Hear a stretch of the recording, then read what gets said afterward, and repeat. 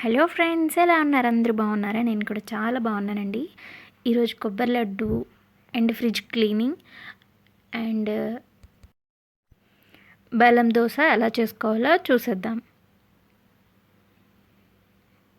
Fridge చూస్తున్నారా?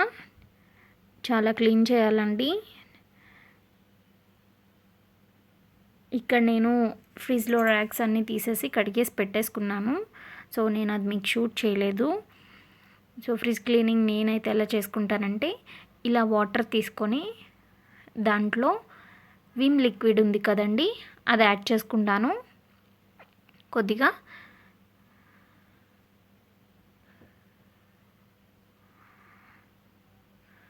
And add చేసుకున్న తర్వాత ఒక క్లాత్ తీసుకుంటానండి, ఒక నీట్ క్లాత్, మెత్తగా ఉండే క్లాత్, సో దట్ మనకి ఏ గీతలు అనేవి పడవు ఫ్రిడ్జ్లో.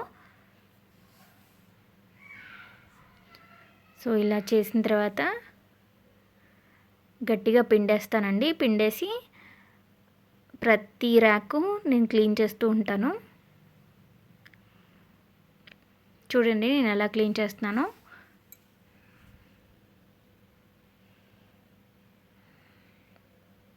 సో ఇలా వెడల్పుగా చేసుకుంటారండి, సో దట్ మురికి ఎక్కడైతే ఉంటుందో అది మొత్తం పోతుంది.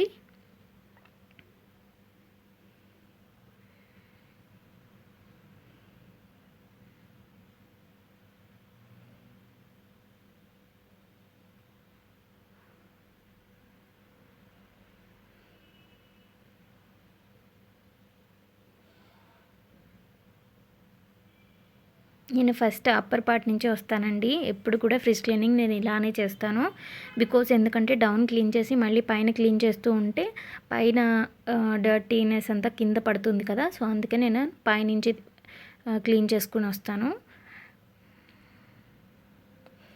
సో ఇలా ప్రతిసారి ఒక్కొక్కటి క్లీన్ చేసినప్పుడు ఒకసారి మళ్ళీ క్లాత్ అనేది పిండుకొని మళ్ళీ తుడుస్తూ ఉంటానండి.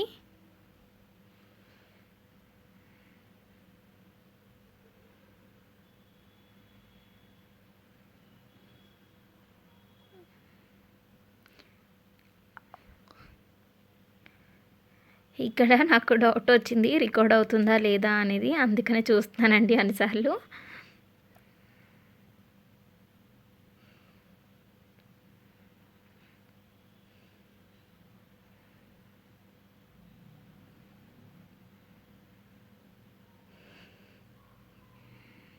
నేను ఇక్కడ ఫుల్ హెయిర్కి ఆయిల్ పెట్టేసుకున్నాను, సో కొంచెం ఇగ్నోర్ చేసేయండి అది.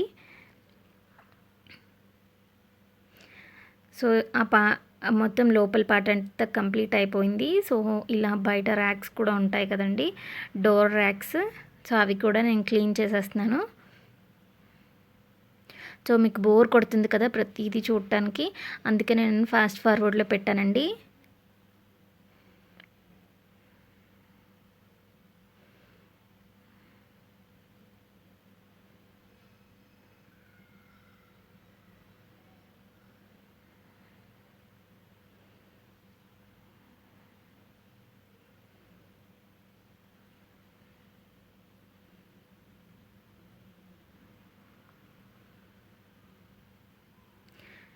సో ఇలా క్లీన్ చేసేసిన తర్వాత మళ్ళీ పొడి క్లాత్ ఉంటుంది కదండి, అది తీసుకొని నేను మొత్తం శుభ్రంగా క్లీన్ చేసేస్తున్నాను.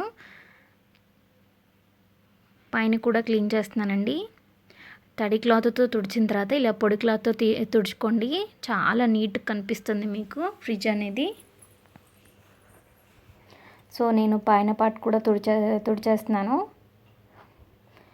సో ఇక్కడ ర్యాక్స్ ఉన్నాయి కదండి, నేను డోర్ ర్యాక్స్ మాత్రం అన్నీ క్లీన్ చేసి పెట్టేశాను.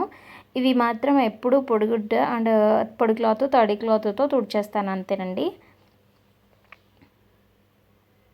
బికాస్ వీటి మీద గీతలు పడితే బాగోదు కదండి, అందుకే నేను అంత కడగాను.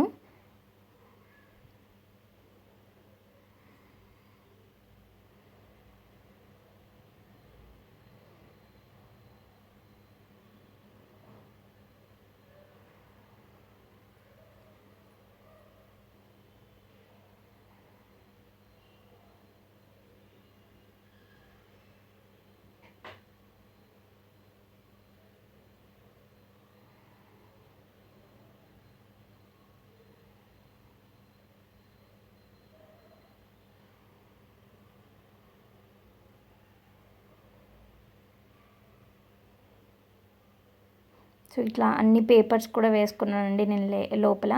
ఈ ర్యాక్స్కి అయితే నేను పేపర్సే వేస్తాను, ఇంకా వేరే ఆప్షన్ నాకేం లేదండి. అందుకనే నేను పేపర్స్ ఉంటాయి కదా అవి వేసాను. లోపల నార్మల్గా ర్యాక్స్కి నేను షీట్స్ వేసుకున్నాను, ఫ్రిడ్జ్ మ్యాట్స్ ఉంటాయి కదండి అవి వేసుకున్నాను. సో ఇక్కడ నేను టొమాటోస్ అవన్నీ పెట్టేస్తున్నాను, ఇంకా వెజిటేబుల్స్ అవన్నీ తీసుకురావాలండి. ప్రస్తుతానికి నా దగ్గర ఉన్న టొమాటోస్ అండ్ పచ్చిమిర్చి నేను అరేంజ్ చేసేస్తున్నాను ఫ్రిడ్జ్లో. సో నేను ఎప్పుడు కూడా ఇట్లాంటి ఒక కంటైనర్లో పెడతానండి, శుభ్రంగా అవి క్లీన్ చేసేసి ఆరపెట్టుకొని తర్వాత టొమాటోస్ అనేవి ఇలా కంటైనర్స్లో స్టోర్ చేసుకుంటాను. సో నేను ఫ్రిడ్జ్ మ్యాట్స్ కూడా వేసేసాను.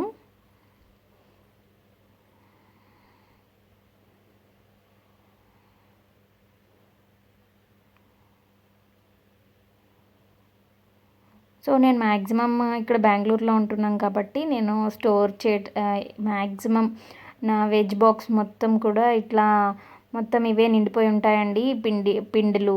ఎందుకంటే ఎక్కువ తెచ్చుకుంటాం కదండి ఊరి నుంచి, మనం ఇట్లా బయట పెట్టేస్తే అవి పాడైపోతాయి. సో నేను మ్యాక్సిమం ఫ్రిడ్జ్లో స్టోర్ చేస్తాను.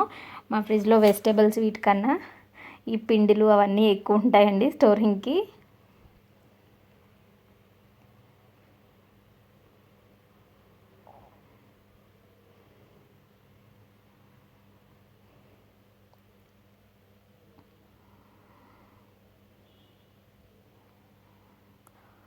సో ఈ షాపింగ్ చేయాలండి, ఇంకా గ్రోసరీస్ అవేం తీసుకురాలేదు.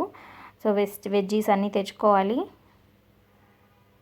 అందుకే ఫ్రిడ్జ్ మొత్తం క్లీన్ చేసి పెట్టేశాను.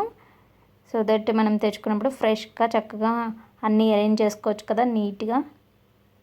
ఇదేనండి నా ఫ్రిడ్జ్ క్లీనింగ్. సో ఇక్కడ మీకు కొబ్బరి ఉండలు ఎలా చేసుకోవాలో చూపిస్తున్నాను.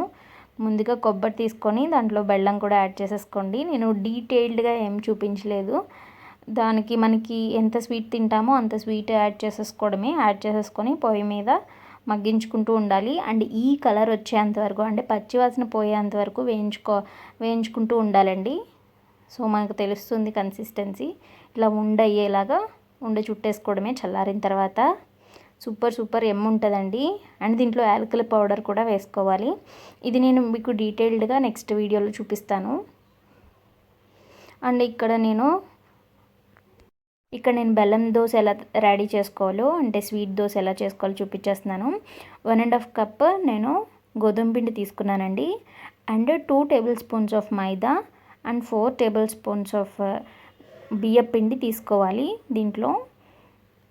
తర్వాత నేను కొంచెం మనకి తగినంత సాల్ట్ యాడ్ చేసుకున్నాను. అట్లాగే బేకింగ్ సోడా కూడా యాడ్ చేసుకోవాలండి. కొంచెం యాడ్ చేసుకోండి, ఎక్కువ యాడ్ చేసుకోవద్దు. సో ఇట్లా బాగా మిక్స్ చేసేసుకోండి, షుగర్ అనేది బాగా మిక్స్ అవ్వాలి. సో ఇట్లా అన్నీ బాగా మిక్స్ చేసుకున్న తర్వాత నేను ముందుగానే బెల్లం నీళ్ళండి ఒక 100 గ్రాముల బెల్లం తీసుకొని ఇట్లా మరిగించుకొని పెట్టుకుంటానండి. ఎందుకంటే బెల్లంలో మనకి డస్ట్ పార్టికల్స్ అవన్నీ ఉంటాయి కదా. సో అందుకనే నేను ఇట్లా చేస్తాను ఎప్పుడు కూడా. బెల్లాన్ని కొంచెం వాటర్ యాడ్ చేసుకొని ఇట్లా చేసేసుకున్నాను నేను. సో దీంట్లో యాడ్ చేసుకొని బాగా కలుపుకోవాలండి. మనకి 1.5 కప్కి ఒక 100 గ్రాముల బెల్లం అయితే సరిపోతుందండి. అండ్ ఈ స్వీట్ దోశ సూపర్ టేస్టీ ఉంటుంది, చాలా పిల్లలకైతే బాగా నచ్చుతుందండి ఇది. సో ఇట్లా అయిన తర్వాత మనం కొంచెం వాటర్ యాడ్ చేసుకుందాం, ఒక గ్లాస్ ఆఫ్ వాటర్. నేను కన్సిస్టెన్సీ చూపిస్తున్నాను, మీరు అబ్జర్వ్ చేయండి ఎలా వస్తుంది అనేది. బాగా జోరుగా అయిపోకూడదండి.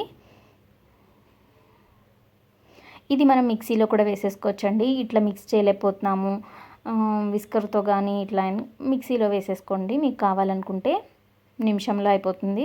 సో నాకు ఇది అలవాటు, నేను ఇలానే చేస్తానండి. చూస్తున్నారు కదా ఎలా వస్తుందో. మనం దోశ పిండి ఎలా ఉంటుంది దానికన్నా కొద్దిగా గట్టిగా చేసుకోవాలంతే. దోశ పిండి అయితే ఇంకొంచెం పల్చగా చేసుకుంటాం కదా. సో ఇది కొంచెం కొద్దిగా గట్టిగా అంతేనండి. మీకు అర్థమవుతున్నట్టుంది, నేను ఇట్లా చూపిస్తున్నాను కదా కన్సిస్టెన్సీ. సో ఒక 1 అవర్ పక్కన పెట్టేసుకుందాము. తర్వాత ఒకసారి తీసుకొని మనం దోశలు పోసేసుకుంటామేనండి.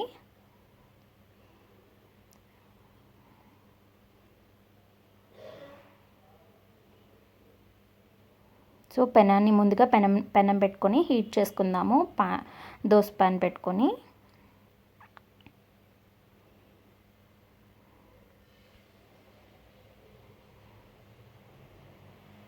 అండ్ పెనం బాగా హీట్ అయిన తర్వాతే దోశ వేయండి, అప్పుడే బాగా వస్తుంది, లేకుంటే దోశ సరిగ్గా రాదండి.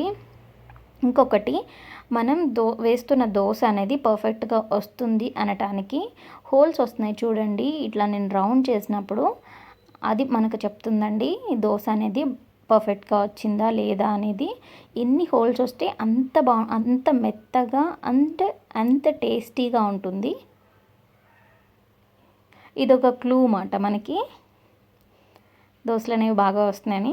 ఒకవేళ ఇలా రాకపోతే కొంచెం బియ్యపిండి కలుపుకోండి. బట్ నేను చెప్పిన క్వాంటిటీస్ అయితే పర్ఫెక్ట్గా వేస్తే ఖచ్చితంగా ఇట్లా చాలా బాగా వస్తుంది. అండ్ టేస్ట్ అయితే సూపర్ యమ్ ఉంటుందండి. సో మీరు తప్పకుండా ట్రై చేయండి, ఇదైతే మీకు చాలా బాగా నచ్చుతుంది.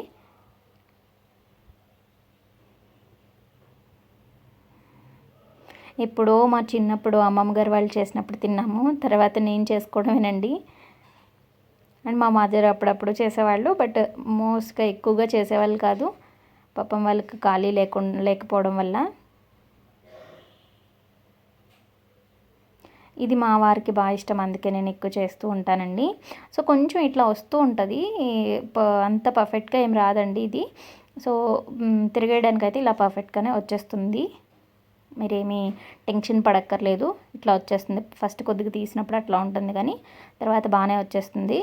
ఆయిల్ ఎక్కువ పోసుకుంటే బాగా వస్తుందండి ఇంకా, బట్ మేము ఆయిల్ ఎక్కువ తినము, సో అందుకే నేను కొంచెమే వేస్తాను, బట్ స్టిల్ పర్ఫెక్ట్గా వస్తుంది.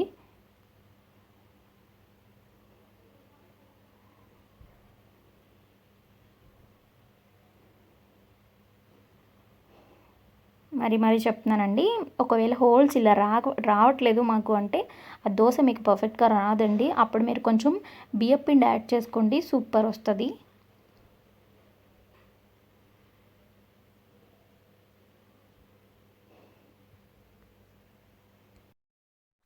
అంతే అండి, ఎంతో టేస్టీ దోశ రెడీ అయిపోయింది. ఈ వీడియో కనుక నచ్చినట్లయితే లైక్ చేయండి, షేర్ చేయండి అండ్ సబ్స్క్రైబ్ చేయడం అస్సలు మర్చిపోవద్దు.